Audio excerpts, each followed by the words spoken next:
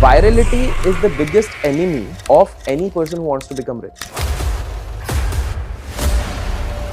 एक ही तरीका है जिससे एक मिडिल क्लास इंसान रिच बन सकता है और वो है rich.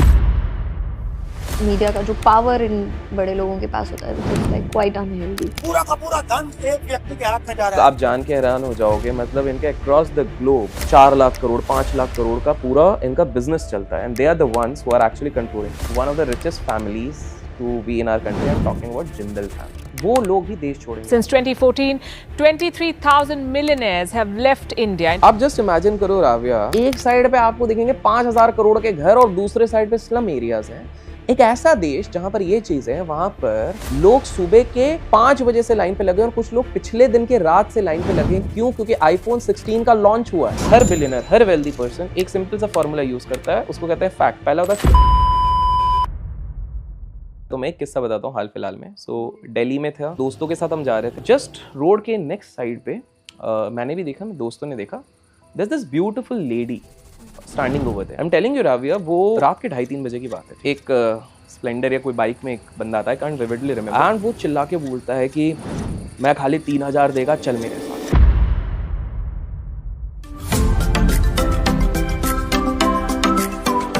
Hello everyone, namaste, welcome back to the Raavya Sarda podcast. मैं हूं आपकी दोस्त और host Ravya Sarda.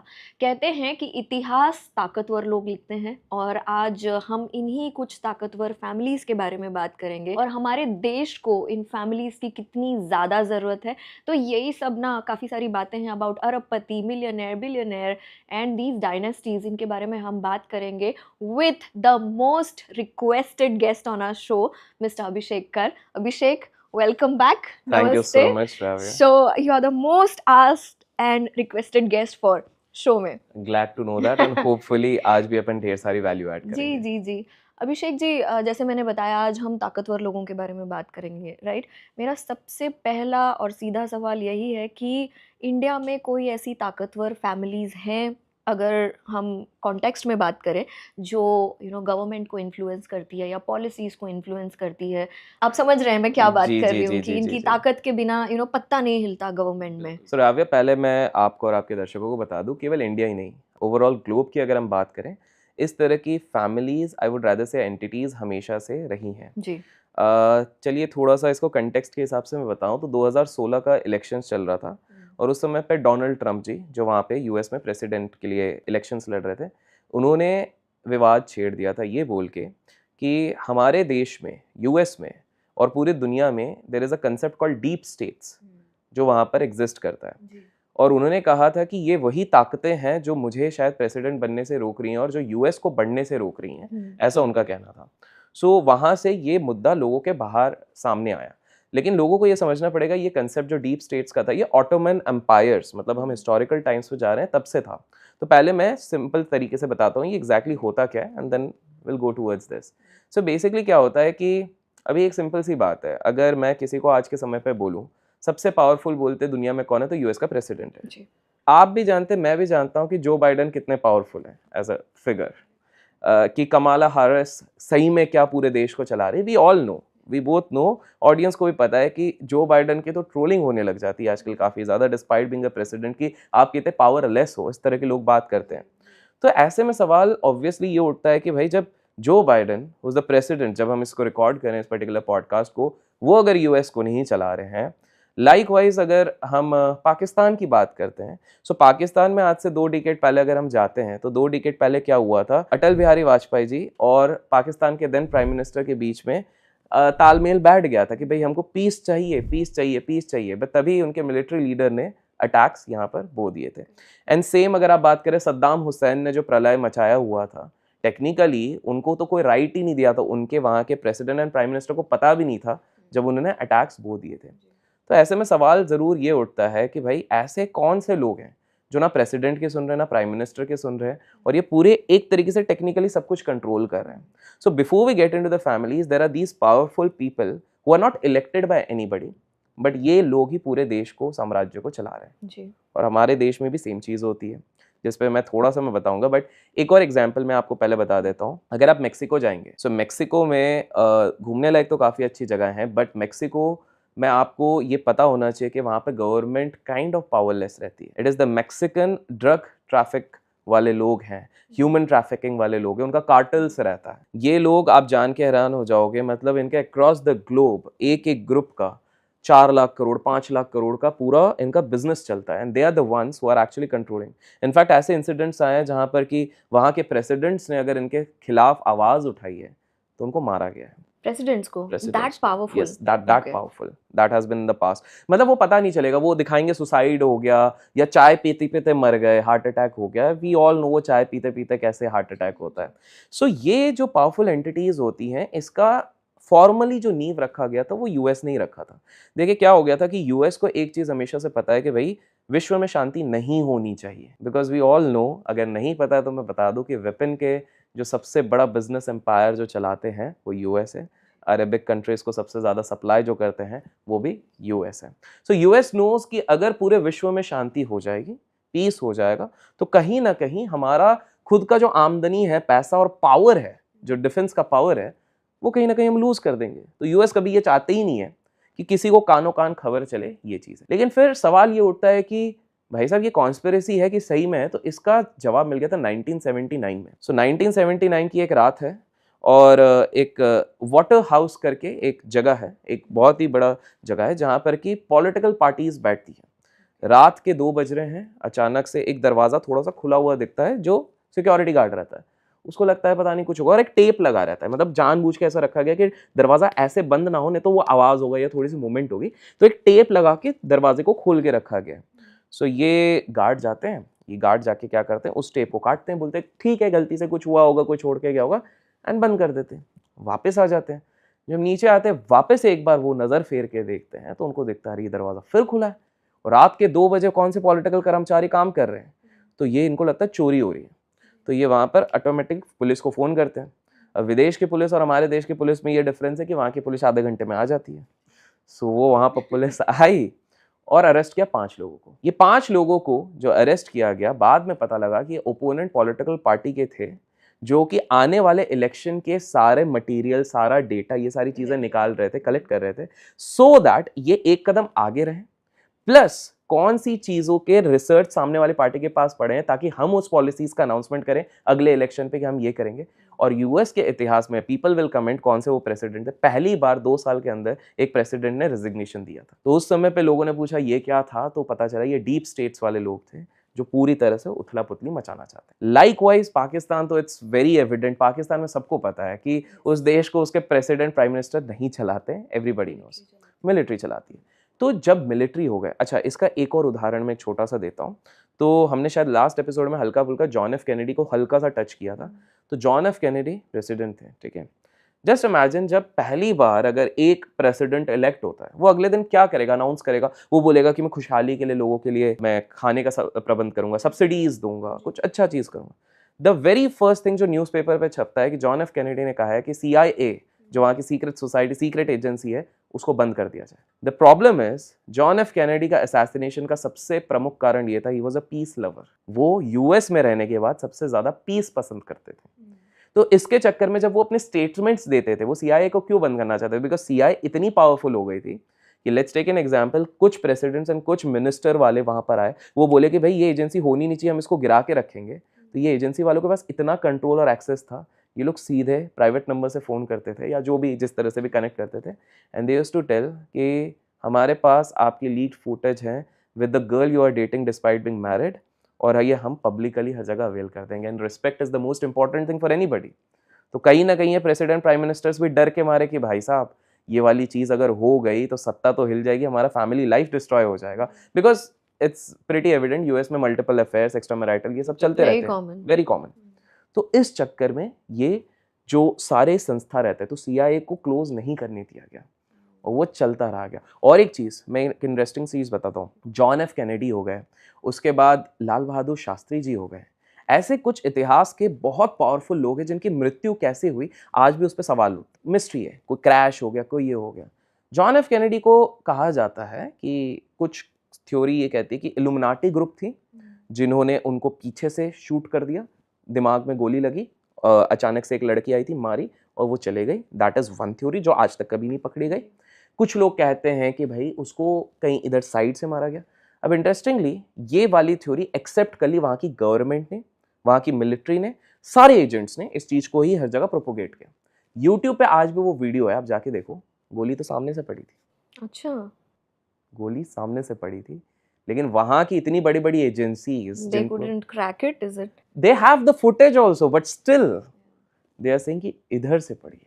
So point ये है राव्या, जैसे पूरे दुनिया में ये सारी सीक्रेट सोसाइटी, सीक्रेट एजेंसीज रही हैं, उसी तरीके से भारत में भी ये चीज है और लोगों को पता नहीं है। लोगों को बिल्कुल नहीं पता है। और क्या ये एक सवाल ये भी आता है जब आपने इतनी बात करी कि पीस नहीं चाहिए कहीं ना कहीं पावरफुल लोगों को? बिल्कुल पावरफुल लोगों को पीस बिल्कुल नहीं चाहिए। एक बात बताइए, इसको दूसरे तरीके से देखते हैं। अगर आज मैं कुछ ऐसी दवाई बताऊं, दवाई निकाल लूं, लेट्स से रिसर्च किया, सब कुछ करा, ऐसी दवाई निकाल लूं जिससे सही में कैंसर क्योर हो जाए, एड्स क्योर हो जाए, कोरोना आए ही ना, अपन कंप्लीटली, मतलब हमारी इम्यूनिटी सिस्टम इतनी स्ट्रांग हो जाए कि किसी चीज़ की ज़रूरत ही ना पड़े, तो क्या फार्मास्यूटिकल कंपनीज चलेंगी? क्या डॉक्टर्स का धंधा चलेगा? क्या मेडिकल स्कूल्स चलेंगे? And you know the richest of the people have control over these institutes. उनके पास ताकत है, ये सारी इन चीज़ों को कंट्रोल करते हैं। लाइकवाइज अगर हर जगह पर पीस हो गया, अमन हो गई, शांति हो गई, तो बॉस ना आपके आर्म्स बिकेंगे, ना डिफेंस सिस्टम की जरूरत पड़ेगी, कितनी सारी चीजों की, ना न्यूक्स की जरूरत पड़ेगी, किसी चीज की जरूरत नहीं पड़ेगी। दैट वेज कैसे कमाएंगे बड़े लोग अपना पैसा? घूम फिर के इनका पैसा कहाँ से आएगा? ओके, सो ये अमन शांति के पूरी, ये आपको पोर्ट्रे जरूर करेंगे सामने आके कि हमको चाहिए अमन, हमको चाहिए शांति। लेकिन अगर इतनी अमन और शांति चाहिए रहती तो वर्ल्ड वॉर 2 के बाद कभी ऐसी सिचुएशन ही नहीं बनती कि भाई रशिया यूक्रेन पे अटैक कर रहा है या कहीं पर कुछ और हो रहा है या चाइना और इंडो चाइना वाली चीज हो रही है, बट हो रही है, हम सबको पता है। क्या यही पावरफुल लोग हैं? मैंने कहीं सुना है कि ये दोनों साइड अगर वॉर होता है, दोनों साइड ये आर्म सप्लाई करते हैं, और अगर ये चाहे तो वॉर रुक जाए, नहीं चाहे तो नहीं रुके। So now I will bring to the families part, जिसका इसमें बहुत बड़ा इंपॉर्टेंट रोल है। सो दुनिया के one of the most secret coveted, मैंने इसके बारे में कुछ जगह पे बात करी है लेकिन बता देता हूँ, एक फैमिली है रॉथशाइल्ड्स। सो ये रॉथशाइल्ड्स वाले, इनके पास सबसे बड़े खास बात ये है कि वर्ल्ड वॉर के टाइम से थे। वर्ल्ड वॉर के टाइम पे ये बेसिकली, इनके पास इतना पावर था कि अगर बॉस दो पार्टीज है, हमने एक पार्टी को अगर आर्म्स दिए हुए हैं, हम चाहते हैं ये पार्टी जीते तो यही जीतेगी, हम इनका सप्लाई काट देंगे क्योंकि दोनों को हमको ही सप्लाई कर, जो पैसा लगेगा दोनों की इन्वेंटरीज में वो हम ही देंगे। आर्मीज को जो खाने के लिए गोडाउन में गेहूं चाहिए वो सारा हम ही देंगे। तो सिंपल सा, रॉथशाइल्ड्स उस पोजीशन पे है कि दो पार्टीज अगर लड़ रही हैं, युद्ध हो रहा है, अगर मैंने इनकी सारी सप्लाईज काट दी, आर्मी कब तक जिंदा रहेगी बॉस? ये वाली अटैक करके खा जाएगी। So Rothschilds held that prominent power. By the way, आपको एक फैक्ट बताता हूं मैं, जो दुनिया के सबसे रिचेस्ट लोग हैं, द मोस्ट पावरफुल लोग हैं, वो किसी भी लिस्ट में ही नहीं है। They don't want to come into a list. पूछना ही जा रही थी आपसे कि दुनिया के सबसे रिचेस्ट या अमीर फैमिलीज या कंपनीज ऐसी कौन सी है जो लोग नहीं जानते दुनिया की? देखिए, शायद सुना होगा, जाना होगा, लेकिन कभी सोचा नहीं होगा। जैसे हिस्ट्री से लोग इस चीज को कभी देखते नहीं है। हम चले जाते हैं ना थोड़ा 1300s और 1600s के टाइम पे, ठीक है? एक कंपनी थी, सिर्फ एक कंपनी, जिसका काम था सिर्फ ट्रेडिंग करना। Trading in the sense spices की ट्रेडिंग करना, मेटल्स, टी की ट्रेडिंग करना। उनका पहला हब रहता था इंडिया और चाइना, और साउथ एशिया में वो लोग कवर करते थे। धीरे धीरे पता नहीं चला कि उनकी मोनोपोली इतनी बढ़ गई कि वो ग्लोबली 5% जीडीपी को कंट्रोल करने लग गए थे। 5% जीडीपी को एक कंपनी कंट्रोल कर रही है, दुनिया के, देश का नहीं बोल रहा हूं। और फिर क्या हो गया कि उन्होंने धीरे धीरे मिलिट्री को अपने अंदर रखा, पॉलिसीज को अपने अंदर रखा, पॉलिटिशियंस को अंदर रखा। और ये चालू किसने की थी ये कंपनी? ये ब्रिटिश रॉयल फैमिलीज ने चालू करी थी, and I am talking about east India company. Okay, मतलब पता, हमने हिस्ट्री में सब पढ़ा है, बट द शेयर पावर जो इस ईस्ट इंडिया कंपनी के पास था, too much power. It was only after the 19th century कि चलो वो डिसॉल्व होने के आया, हर जगह क्रांति मची, but the kind of humongous power they were having, that was amazing. एक 13 ब्लड लाइन्स करके है, आज भी हम उसकी बात करते हैं। बंडी फैमिली होगी, रॉथशाइल्ड्स हो गई, they are controlling the entire world at this point of time. In fact ये कहा जाता है कि आज के समय पे ये जो अरबपतिज हैं, ये डिसाइड कर रहे हैं कि नेचुरल डिजास्टर्स को भी किस तरह से कंट्रोल किया जाए ताकि अफरा तफरी मचाई जा सके। I mean, they are having that kind of technology, they are having that sort of weaponry system कि वो एक इवेजन में पूरे के पूरे देश को रात भर में गायब कर सकते हैं। Human mind. Exactly.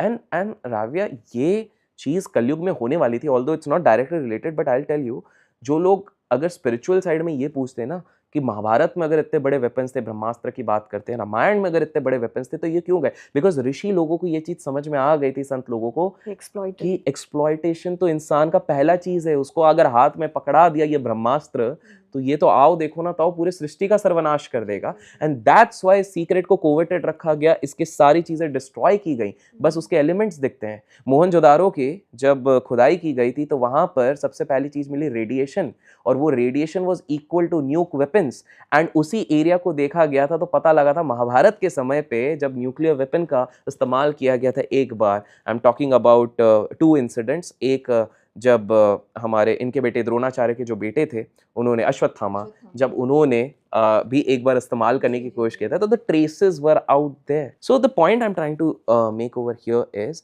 These richest families, these big families, जैसे ईस्ट इंडिया कंपनी के बारे में बात करी, वैसे ही अगर मैं बाहर की भी बात करूं, तो second richest, formally richest family कहते हैं वॉल्टन्स फैमिली। वॉल्टन्स, जैसे Sam Walton was the one जिन्हें वॉलमार्ट बनाया ना, हम उनकी बात कर रहे हैं। ओके। अब कोई इंडिया में बैठ के कैसे सोच सकता है कि भैया एक सुपरमार्केट बनाने वाला बंदा इतना पावरफुल हो सकता है? बट हमारे देश में भी जो सुपरमार्केट बनाने वाले हैं, वो 2 लाख करोड़ प्लस की संपत्ति कंट्रोल करते हैं।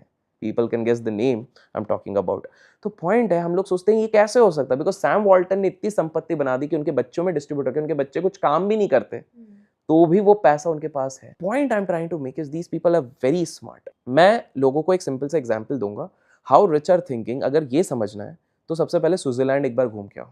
स्विट्जरलैंड लोग हनीमून के लिए जा रहे हैं, बट स्विट्जरलैंड का एक बहुत बढ़िया स्टार्ट है, 7 में से 1 व्यक्ति वहां पर मिलियनर है। स्विट्जरलैंड में 7 में से 1 व्यक्ति मिलियनर है, and they have very solid reasons, foundations for that, जो इंडिया के काफी विपरीत है। 68% स्विट्जरलैंड में चीजें रेंटेड है, ओन्ड नहीं है। चाहे घर की बात करो, लग्जरी व्हीकल की बात करो, 68% इट्स रेंटेड। क्योंकि हमारे देश में तो इस चीज को नहीं समझा, लेकिन उन्होंने हमारे ग्रंथों को समझ लिया कि सब कुछ एक दिन माटी में मिल जाना है। Plus they feel it's not worthy enough to own things. Specifically जब आपको शिफ्ट करना है, तो पुरानी चीज वेस्ट हो जाती है if it doesn't have a value. दूसरी चीज, they are spending, the entire nation spends more than 5% on their education. India में it is less than 1%। Self education तो भूल ही जाओ, 5% स्विट्जरलैंड में वहां पर स्पेंड किया जाता है। तीसरी चीज जो वहां पर है, they are very smart, they always follow a multi banking system. Multi banking system in the sense, उनका एक बैंक अकाउंट होगा जो उनके दिन भर के खर्चे के लिए इस्तेमाल होगा, एक बैंक अकाउंट होगा जो का इस्तेमाल होगा कि आपको अगर आपके कुछ एसेट्स ओन करने, इक्विटीज ओन करने, बॉन्ड्स ऐड करने, तो दूसरा, और तीसरा होगा जो उनके कंट्री में नहीं है, बाहर है। वो ये भी अज्यूम करके चल रहे हैं, कल को अगर कोई इन्वेजन हुआ, कुछ हुआ, तो मेरा एक अकाउंट इंग्लैंड में है, मेरा एक अकाउंट इंडिया में है, वहां से, एंड उसी से वो फॉरेक्स का ट्रांजैक्शन करते हैं, सबसे कम कहां पर करेंसी हो रही है उसके बेसिस में खरीद के महंगे पे बेचे। These are 3 accounts, this is another reason. And finally Switzerland के लोगों को एक चीज बहुत अच्छे से पता है, जो हमारे देश में गलतियां बहुत लोग करते हैं, कि जो असली वेल्थ होता है वो लाउड नहीं होता, वो साइलेंट होता है। Yeah. We believe in showing here, show off. Now we have people like PR also, आपकी wealth बताने के लिए. Absolutely.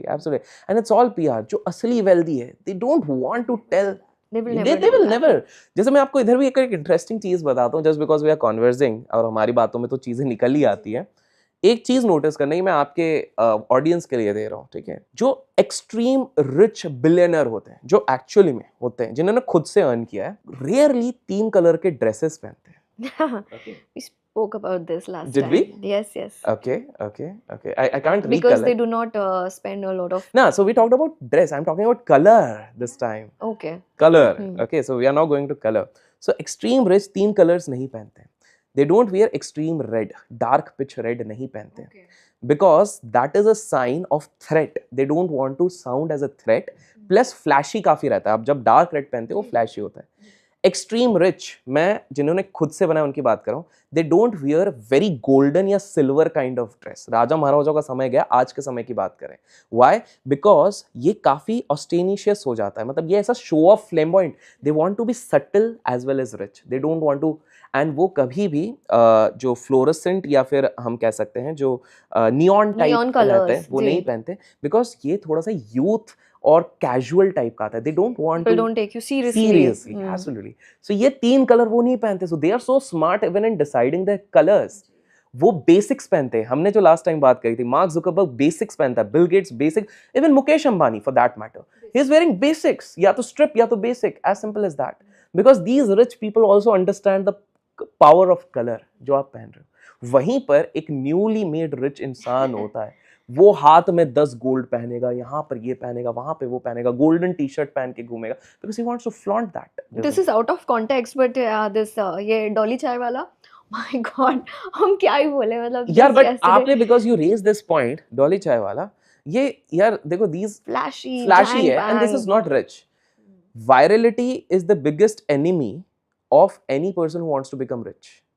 दिस इज बहुत बोल्ड स्टेटमेंट है, बट दिस इज, आपको मैं बहुत सारे नाम गिना सकता हूँ, ऑडियंस को याद होगा, आज से कुछ साल पहले, कुछ क्या 2 साल पहले एक वीडियो चलता था, भाई 500 रुपए दे पर मेरे को लैंड करा दे, everybody said he is the new sensation, वो चले गया। दूसरा एक सिंगर आई, सेल्फी मैंने ले ली आज, सेल्फी मैंने ले ली आज, today nobody, she is hardly getting 5-10,000 views, ठीक है। फिर उसके बाद तो there is a series of people who have come over here. फिर एक बंदा आया था जो बोलता था, वो लड़का होके लड़कियों जैसी हरकतें करता था, मिस्टर कलाल करके कोई है, so again kind of lost their relevance. So these short spurts of showing that we have become rich doesn't last longer, because it all ends about financial management, and rich people know how to manage their finances. That's the key, that's the key.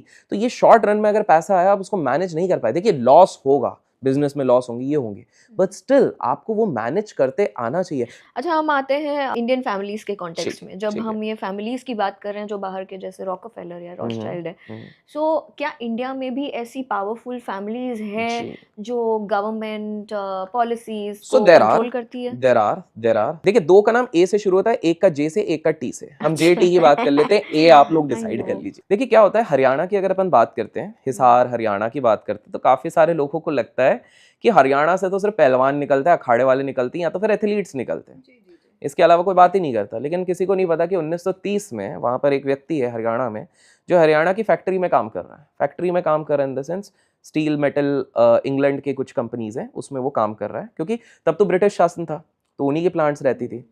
वहाँ पे काम करते करते वो एक दिन एक pipe जब वर्क कर रहा था, पाइप पे लिखा दिखता है मेड इन इंग्लैंड, और 21 साल की उम्र में वो सोचता है, यार मेड इन इंग्लैंड ऐसे कैसे, हमारे देश का, हम हमारे देश में ही रह के हम क्यों नहीं बना रहे। तो उस बंदे ने बोला, यार भाई को बोला कि एक काम करते हैं, मैं ये छोड़ रहा हूँ और मैं अपना इंडस्ट्री बनाऊंगा। भाई बोला, तो पागल है क्या, ऑलरेडी हम आज़ाद नहीं हैं, ऑलरेडी हमारे घर में किसी ने बिजनेस नहीं किया, तो कैसे करेगा। वो बोला, मैं करके बताऊंगा। ठीक है, हो गया।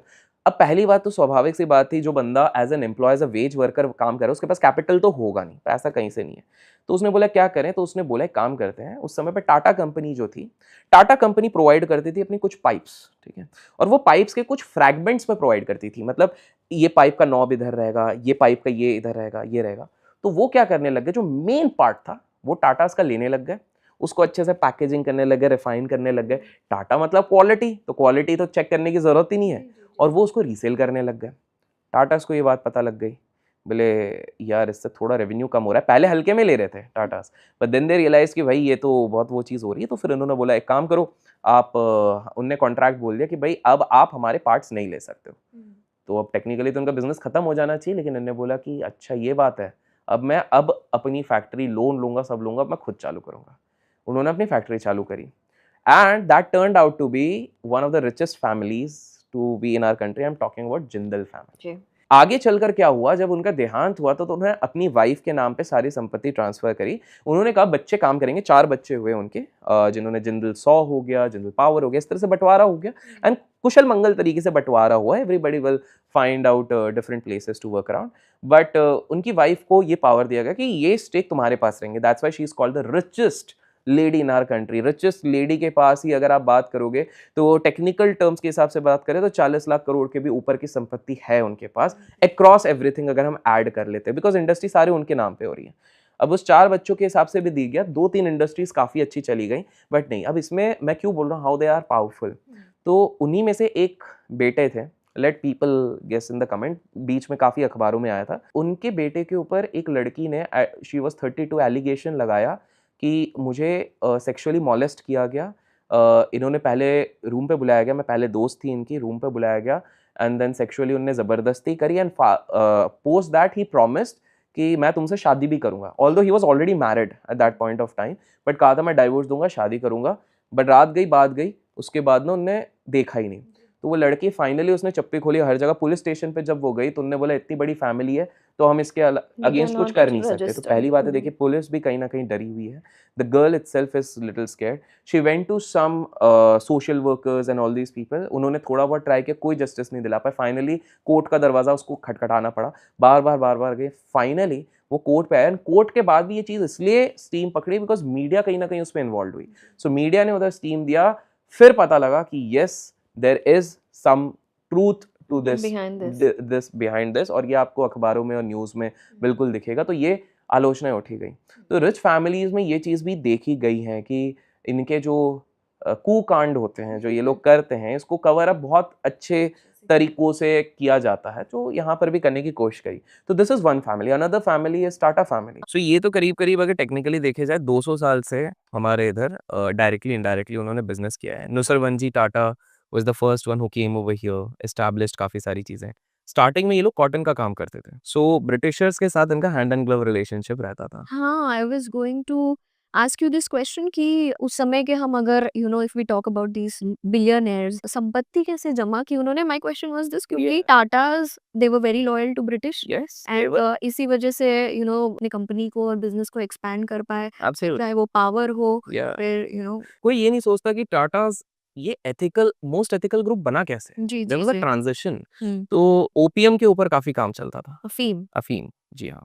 तो उस समय पे क्या हो गया कि इन्होंने काफी सालों तक काम तो किया, बट एक सेंस ऑफ रियलाइजेशन आ ही जाता है, इंसान अच्छा होता है ना, तो उसको एक पॉइंट पर रियलाइजेशन होता है कि यार ये हम क्या कर रहे हैं, एक तरीके से हमने काफी वो चीज किया। दूसरा रियलाइजेशन क्या था कि जब उनके बाद जो नेक्स्ट टाटाज आए, जमशेदजी टाटा हो गए, तो एक बार ऐसे ही वो सड़क पे चल के जा रहे थे, जमशेदजी टाटा सड़क पे चलते चलते, अब वो तब तक तो डेफिनेटली थोड़े बहुत रिच थे, एक होटल देखते हैं, अब उस होटल के बाहर एक बोर्ड देखते हैं, बोर्ड में लिखा रहता है dogs and Indians not allowed. तभी उन्होंने खुन्नस खा के ताजमहल पैलेस, ताजमहल होटल बनाया, जो कि हमारे देश का पहला ऐसा होटल था जहाँ पर इलेक्ट्रिसिटी का सप्लाई था। जी उससे पहले लाइटिंग और इलेक्ट्रिसिटी का सप्लाई नहीं होता था, लालटेन और मोमबत्तियों का इस्तेमाल किया जाता था। But let's talk about the chances which a rich family का पैदा हुआ बंदे को मिलता है वर्सेस अनदर फैमिली। अगर राविया, मैं ऑडियंस से भी पूछता हूँ, आज आपके घर पे कोई मिडिल क्लास फैमिली या नॉर्मल क्लास फैमिली में कोई बंदा पैदा होता है, वो जॉब छोड़ के बिजनेस करता है, घर वालों से 5 लाख रुपए लेता है, वो अगर बिजनेस डूब जाता है,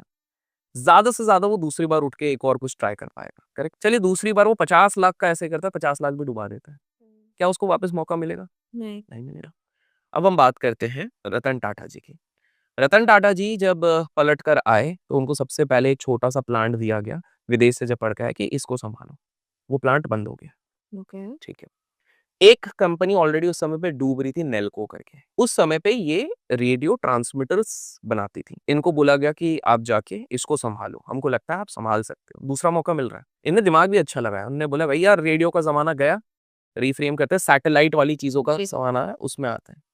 बट वो भी 3 साल बाद बंद हो गई, 2 बार फिर। 2 बार एक गरीब, एक मिडिल क्लास वाले व्यक्ति को इतना मौका नहीं मिलता जितना एक रईस के घर पे द पैदा है। Privilege they have. Privilege. Problem ये है कि हमारा देश इमोशनल लोगों का देश है। जी आप एक नरेशन चला दो, एक प्रोपेगेंडा चला दो, हर कोई इमोशन में बह जाता है without thinking from a logical perspective. किसी को आप कह दो मेहनत करोगे फल पाओगे, लेकिन हमारे देश में मेहनत करोगे फल पाओगे नहीं, मेहनत करोगे और पॉलिटिशियंस के साथ उठना बैठना करोगे तो फल पाओगे। This is the harsh reality. अभी कुछ लोगों को ऑफेंसिव लगेगी, this is the reality in our country. आप अगर हमारे देश से पॉलिटिक्स हटा दो, बिजनेसमैन नहीं थ्राइव कर सकते। तो वही वाली चीज तो रतन टाटा जी ने इस प्रकार से पूरी तरीके से, रतन टाटा और टाटा ग्रुप ने दिस वे, जो हम 4 हमने फैमिलीज बताई हैं, 2A, J and T, they are the ones who are the most prominent, most powerful. इससे पहले ना बिरला फैमिली भी होती थी, बट अनफॉर्चुनेटली बिकॉज उन्होंने बहुत सारे ऐसे कुछ डिसीजन डिसीजंस लिए जो शायद उनके फेवर में, जैसे मैं एक इंटरेस्टिंग वो बताता हूँ, but they are also into a lot of charity. एक बहुत इंटरेस्टिंग किस्सा है जो शायद कहीं पे कवर नहीं हुआ होगा, तो लेट मी टेल यू। सो एक बार ओशो, एवरीबॉडी नोस, सो ओशो के काफी ज्यादा फॉलोअर थे ये, बड़े बड़े इंडस्ट्रियलिस्ट, बॉलीवुड पूरा उस समय पे, आई थिंक राजेश खन्ना तो उनके इधर बोले थे मैं गार्डनर बन जाता हूँ, इस तरह सारी चीजें हुई थी। तो ओशो के पास दिस ग्रुप हैड एक्चुअली कहा 80s में, उन्होंने कहा था हम तुमको 10 करोड़ देंगे चैरिटी। 80s का 10 करोड़ आप समझो, लोगों को गेस करने दीजिए इन्फ्लेशन एडजस्ट करके आज के समय पे कितना होगा। सो वो बोले 10 करोड़, बट उन्होंने 3 शर्तें रखी। पहला शर्त रखा कि भाई भगवानों के बारे में कुछ बुरा नहीं बोलोगे, जो हमारे ईश्वर है, राम जी हो गए, कृष्ण जी हो गए। अब ओशो रहे अपने मनमर्जी वाले, बोले भाई मैं तो मेरे हिसाब से। दूसरा उन्होंने कहा आप महात्मा गांधी को कुछ नहीं बोलोगे। अब ओशो रहे थोड़े हाइपर प्रैक्टिकल इंसान, वो तो भाई जो मन में आएगा मैं बोलूंगा, अटैक हो या जो भी हो। और तीसरी चीज बोले कि बोले आप सेक्सुअल चीजों के बारे में बात करना बंद कर दोगे। That can not happen. So Osho ने बोले आपके पैसे आप अपने पास रखिए। उस समय से थोड़ा सा एंटी वहां पर हुआ। What I am trying to say is, Osho के तो बाहर तो एंटी उनके अमेरिकन तो पूरे हो गए थे। ओशो जाते हैं अपने जेल में, पहली चीज देखते हैं, मतलब उधर का तिहाड़ जेल आप समझ लो, ठीक है, सबसे बड़ा जेल। पहली चीज वो देख रहे हैं कि यार पूरा जेल खाली है, मतलब सारे जो इनमेट्स है। हाँ सारे गायब है। चलो ठीक है, वो जाते हैं अपना कपड़ा वपड़ा जो भी छोटा मोटा होता है वो लेते हैं। और उस दिन जो मैन पावर भी रहती है, जो 300-400 की रहती है, it is 3-4। Okay. What is happening, shift क्यों हो गए? ठीक है चलो, सामान उठाए, गाड़ी लिए। 2 घंटे बाद खबर आती है कि उसी प्रिजन में ब्लास्ट हुआ है। ओह। Why I'm telling this is these powerful people, entities, they play nasty games everywhere. आप जस्ट इमेजिन करो राव्या, भारत जैसे देश में जहां हम बोलते हैं कि रिच एंड पुअर की डिस्पैरिटी बहुत ज्यादा है, एक साइड पे आप देखो क्या है और दूसरे साइड पे एक्सट्रीम है। मतलब एक साइड पे आपको देखेंगे 5,000 करोड़ के घर और दूसरे साइड पे स्लम एरियाज हैं। एक ऐसा देश जहां पर ये चीजें हैं, वहां पर लोग सुबह के 5 बजे से लाइन पे लगे और कुछ लोग पिछले दिन के रात से लाइन पे लगे। क्यों? क्योंकि आईफोन 16 का लॉन्च हुआ है। भाई साहब, आप वो 1.5-2 लाख रुपए जो खर्च कर रहे हो, वो 1.5-2 लाख का अगर वो सेल्फ एजुकेशन जो स्विट्जरलैंड वाले करते हैं 5%, अब वो 2 लाख अपने एजुकेशन पे खर्च कर दो बॉस, एक स्किल सीख जाओ। उस 2 लाख से आप 2 करोड़ बना सकते हो। एंड ऑल्सो इंडिया में ना there has always been a division starting from beginning, चाहे फिर वो रिलीजन के नाम पे हो, चाहे वो अमीर गरीब के नाम पे हो, देयर इज ऑलवेज। यही चीज मैं आपको, because you have got an interesting insight, ये जो डिवीजन फॉर कास्ट रिलीजन, मुझे लगता है हमारे देश में 2 स्टेट्स हैं, जब रिच और पुअर की बात करें, जो जिनके साथ बहुत गलत हुआ है।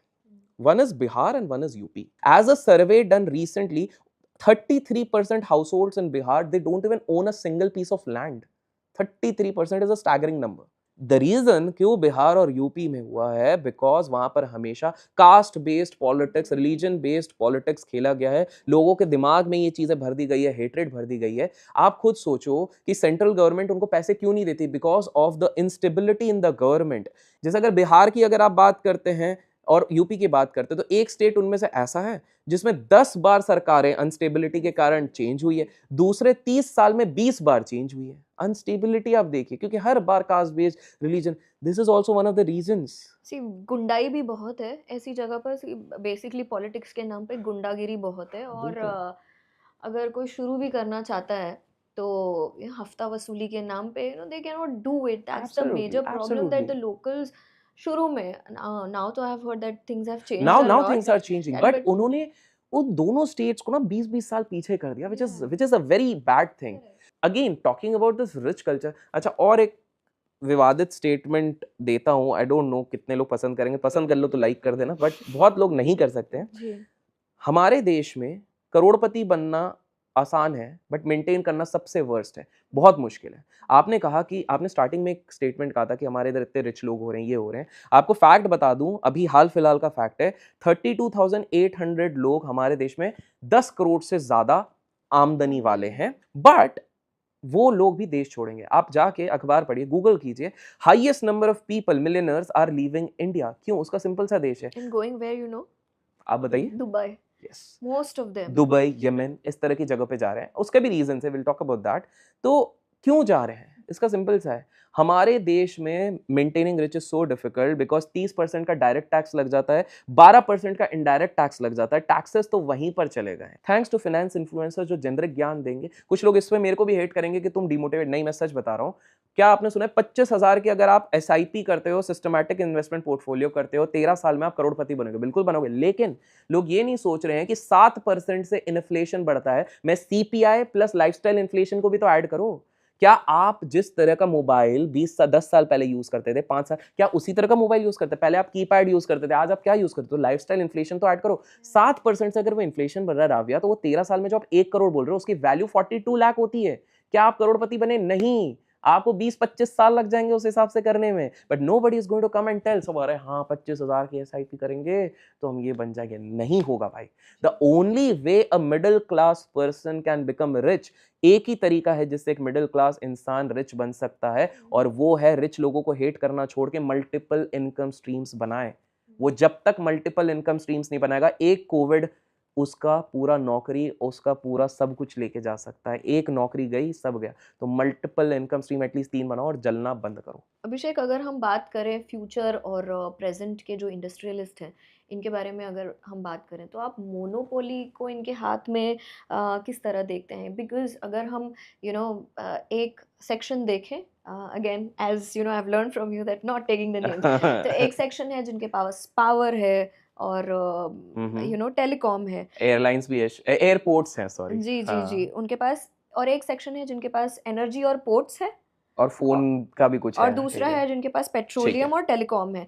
अब इसके अलावा ये लोग ना फ्यूचर में भी they are investing right in technology, now they are investing in lithium batteries, जी लिथियम जी जी। बैटरीज। क्या तो क्या फ्यूचर इंडस्ट्रीज को भी ये कंट्रोल कर पाएंगे? बिल्कुल सही कहा है। वो 2 ग्रुप कौन से, वो तो खैर लोग बता देंगे, बट बिल्कुल मोनोपोलीज ये फ्यूचर में भी कंट्रोल करेंगे, क्योंकि आप ना इनकी हिस्ट्री देखिए, ये हमेशा आगे की चीज़ सोच के करते हैं।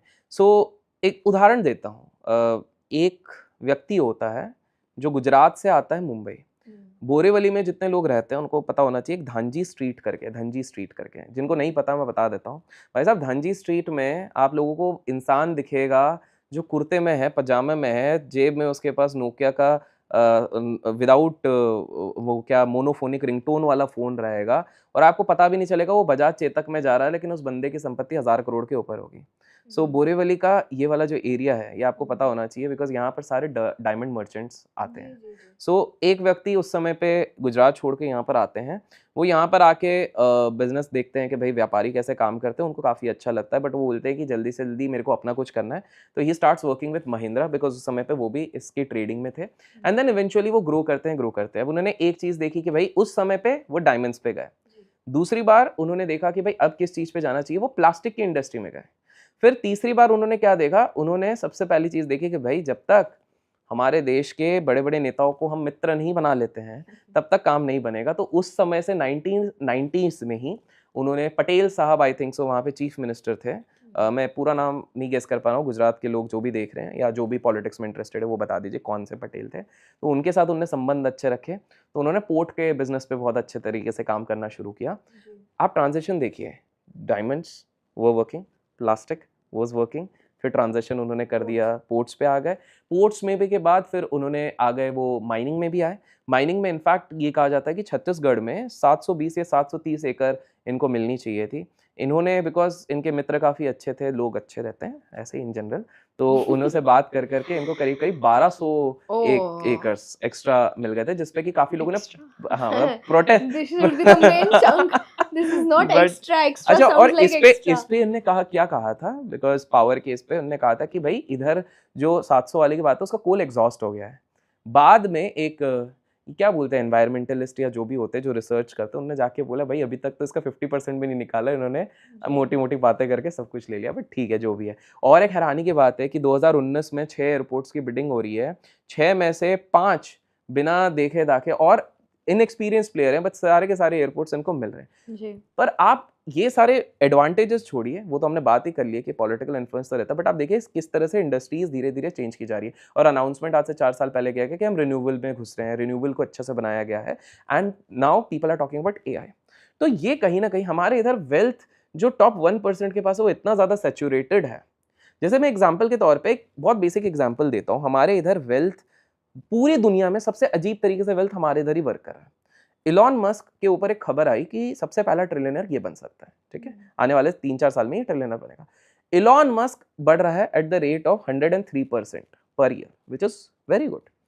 बट हमारे देश के हम जिस उद्योगपति नाम लिख लीजिएगा जो वो बढ़ रहे हैं, जिनके पास पावर है, जिनके पास रिन्यूएबल एनर्जी है, वो 113% से बढ़ रहे हैं। 113% से बढ़ रहे हैं, डिस्पाइट की बीच में कुछ रिपोर्ट आई ये वो, अगर वो नहीं आती तो ही वॉज रनिंग एट 150%। साल में 150% अगर गुना करते हैं, एक सिंपल सा मैथ देता हूँ, अगर आपके पास 1 लाख रुपए हैं और अगर आप 150% से उसको कंपाउंड करते हो, आप कैलकुलेट करो 20 साल में आप कहाँ पहुंचोगे। तो मैं सिर्फ 1 लाख की बात कर रहा हूँ, हम तो बात करें 1 लाख करोड़ की बात कर रहे हैं। तो ये चीज ना मोनोपोली रहेगी। अब मोनोपोली ना 3 स्पेसिफिक इंडस्ट्रीज पे, जितना मेरा लिमिटेड नॉलेज कहता है वो है। पहला artificial intelligence, that is going to completely change the game. हाल फिलहाल में एक अनाउंसमेंट हुआ है कि आर्टिफिशियल इंटेलिजेंस से, देखिए साइंस की एक बहुत बढ़िया बात है कि हम इंसानों को लगता है हम बहुत स्मार्ट है, बहुत इंटेलिजेंट है। पहली बार जब हम सुनते हैं तो उस पर हंस देते हैं और बाद में उसी को एक्सेप्ट करते हैं। 30 साल पहले मैं राव्या को अगर आके कहता कि राव्या अच्छा आपके किसी परिचित को हार्ट अटैक हुआ है, कोई बात नहीं, हार्ट ट्रांसप्लांट हो जाएगा, राव्या हंसती, क्योंकि ऐसा कोई कंसेप्ट ही नहीं था। आज मैं अगर बात कर रहा हूँ तो राव्या एक्सेप्ट करेगी। उसी तरह अगर आज मैं लोगों को कहूँ हेड ट्रांसप्लांट के ऊपर काम चल रहा है, हेड हमारे एंशिएंट थ्योरी में हो चुका है। शिव जी ने क्या किया था टेक्निकली, हम लोग बहुत एडवांस थे, ठीक है। अभी देखिए कैसा वो हुआ, किसी को बोले this has been announced, cyborg जैसा सिस्टम AI एनेबल्ड होगा, 6 हाथ के थ्रू ये किया जाएगा। It will take time. वो लोग बोल रहे हैं 5-6 साल, मेरे को लग रहा है ये 10-20 साल तो मिनिमम लगेंगे। 20-25 साल आराम से लगेंगे, बड़ी टीम्स लगेंगे, बिकॉज हेड ट्रांसप्लांट में तो न्यूरल सिस्टम कितनी चीजें मैच करनी है, इट्स वेरी डिफिकल्ट, बट जो भी है तो ये चीज है। तो AI is the next big thing जिस पे ये लोग स्टेप अप करेंगे। Renewable energies they have already stepped. Fossil fuels का एक सिंपल सा है, 10,000 साल बाद डिकम्पोजिशन के बाद इट बिकम्स वेरी डिफिकल्ट, तो कहीं ना कहीं वो रिन्यूएबल सोर्सेज ऑफ एनर्जी पे जा रहे हैं। और तीसरा है डेटा सेंटर्स। डेटा आप खुद देखिए सारी दुनिया किस चीज पे चल रही है, डेटा आज के टाइम पे ड्रग है, सबसे बड़ा ड्रग है डेटा के बिना आप रह नहीं सकते हो। आप लोगों को बता दूं कि जियो के आने के पहले एवरेज कंजम्पशन जो पर मंथ किसी का भी होता था वो होता था 1 GB का। आज वही एवरेज कंजम्पशन 18 टाइम्स है, एवरेज की बात कर रहा हूँ। Plus, social media is a beast. You see, you have to upload everything, और जो भी आप अपलोड कर रहे हैं सब कुछ लोगों को नया चाहिए, हर दिन नया चाहिए, क्योंकि लोगों का मेमोरी स्पैन इतना कम हो गया है कि आज जो डाला है वो कल एक भूल सिंपल जाएंगे। एग्जांपल देता हूँ। कल हम कार से जब ट्रैवल कर रहे थे तो ऐसे ही गाने चलते रहते हैं, तो हमने एक पुराने उदित नारायण और इनके गाने लगा दिए। 7-7 मिनट के गाने होते थे, and suddenly people were like अरे यार ये तो, क्योंकि म्यूजिक ही पहले 1 मिनट 1.5 मिनट चलता था, अला ला ला ये चल रहा, बोले अरे भाई मतलब people have lost that patience, because 50 second की रील देख के हमारा दिमाग भ्रष्ट हो चुका है, हमको 30 सेकंड में सारी चीजें चाहिए। तो ये वाली चीज है। तो फैक्ट मैं एक बस बता रहा था कि बिलियनर्स के लिए ना टाइमिंग बहुत इंपॉर्टेंट होती है। राव्या, इंडिया में भी बात करो, बाहर भी बात करो, सो टाइमिंग कैसे इंपॉर्टेंट होती है। Before I come to Sergey Brin, किस तरह से मिडिल क्लास लोग भी अपॉर्चुनिटी लूज करते हैं जैसे बड़े लोग लूज करते हैं। एप्पल, हमने बात करी आईफोन 16 की। एप्पल सबको लगता है स्टीव जॉब्स ने बनाई है, कुछ लोगों को पता है कि स्टीव वॉजनाइक भी उनके साथ थे, बट बहुत कम लोगों को पता है कि 3 फाउंडर थे। एप्पल को बनाने वाले 3 फाउंडर कौन थे? एक थे स्टीव जॉब्स, जिनको सबसे ज्यादा माना जाता है, दूसरे थे स्टीव वॉजनाइक द मास्टर ब्रेन, और तीसरे थे रोनाल्ड वेन, जिसके बारे में कोई नहीं जानता। क्यों नहीं जानते? रोनाल्ड वेन जब स्टीव जॉब्स और उनके पार्टनर सबसे यंग थे, 20 साल के थे, सबसे सीनियर सिटीजन 41 ईयर्स के थे, मतलब सबसे ज्यादा मैच्योर्ड, सिलिकॉन वैली उनको पता है, he was the first investor, ठीक है। वो फर्स्ट इन्वेस्टर थे और फर्स्ट एग्जिट भी करा था उन्होंने 12 दिन के अंदर। 10% स्टेक था, 10% बेच दिया। कितने में बेचा था? $800 पे। क्यों? क्योंकि उनको लगा अरे क्या ही चलेंगे ये वो, did not have that vision. अगर वो उस चीज को होल्ड करते ना, आज उनके पास $300 बिलियन होते। वो तो मैच्योर्ड भी थे, दिमाग वाले भी थे। वो छोड़िए, ब्लॉकबस्टर नाम की एक कंपनी थी, बीच में यूएस में धमाका मचाती थी। आपको याद है वो समय राव्या, जब आज से 12-15 साल पहले हम लोग DVD सेट्स लेने जाते थे, CD लेने जाते थे, they were the master in US. Blockbuster को एक मौका मिला, एक कंपनी तब एक गराज से निकल के थोड़ा आगे चल के बढ़ रही थी, नेटफ्लिक्स नाम की, उसको मौका था कि वो उसको खरीद ले। ईगो आ गया, बोले अरे ये क्या ही करेगी, ब्लॉकबस्टर खत्म हो गई, नेटफ्लिक्स $200 बिलियन प्लस हो गई। OTT has captured the everything. Sergey Brin, Google के मालिक, उनका तो बहुत क्लासिक एग्जांपल है। सर्जी ब्रिन गए याहू के मालिक के पास उस समय पे कि भाई हमको $1 मिलियन पे खरीद लो। वो बोले अरे कौन खरीदेगा, छोड़ो, तुम्हारे अंदर क्या है। उसके 3 साल बाद अपने आप को इतना बड़ा बना दिया, 4 साल बाद इतना बड़ा बना दिया कि इनको याहू ने ऑफर किया $3 बिलियन पे खरीदेंगे, इन्होंने बोला $5 बिलियन दो, और याहू के पास वो पैसे थे उस समय, उससे ज्यादा थे, नहीं खरीदा। उसके 2 साल बाद याहू ही बिक गई $5 बिलियन में। This is all about, you know, the opportunity that you missed. Absolutely. तो आज के समय पे जो भी ये वीडियो देख रहा है, मेरा उनसे एक सजेशन रहेगा, आप सिर्फ कंज्यूम मत करो, आप इसके साथ ये सोचो कि क्या हम काफी सटल हिंट्स दे रहे हैं, what could be the next industry, कौन सी विजनरी बनो, आगे क्या होगा वो सोचो। जस्ट बिकॉज मतलब this is also, we were just talking behind the scene, just because Raavya is doing a podcast, just because others are doing, doesn't mean everyone should jump into podcast. Because जब आप करते हो ना, तब आपको पता लगता है it's not that easy boss. Setup लगाना, गेस्ट के साथ अरेंज करना, टाइमिंग मैच करना, हम लोगों को खुद 3 महीने से बात चल रही है तब जाके ये एग्जीक्यूट हो रहा है। सो make yourself a bit visionary, that is What about you know, जो प्रेजेंट में और फ्यूचर के जो उद्योगपति है, या उनके बारे में हम बात करें, हमें पारंपरिक उद्योगपति तो मिलियनेयर्स और industrialist, we have talk about them, but what about these people, जैसे पेटीएम के फाउंडर्स हो गए या फ्लिपकार्ट के हो गए, आप क्या देखते हैं, are they going to disrupt the market, या ये इन्हीं पुराने जो यू नो बिलियनेयर्स हैं उनमें मर्ज हो जाएंगे? मेरे हिसाब से मर्जर के चांसेस ज्यादा हैं eventually, only 1 or 2 will be an outlier, we should not compare with that, because let's face it, कहीं ना कहीं ये जो कंपनीज हैं जिनको यूनिकॉर्न का दर्जा दिया गया है, most of them at least in India are loss making companies, अभी भी हैं। बहुत कम ऐसी कंपनीज हैं जिसको हम कह सकते हैं कि वो सस्टेनेबिलिटी की तरफ बढ़ रहे हैं। दूसरी चीज क्या हो रही है कि जो ओल्ड फैमिली बिजनेस है, they are very closely related to politics, जितना एक्सेस इन लोगों के पास अभी हाल फिलहाल में नहीं है।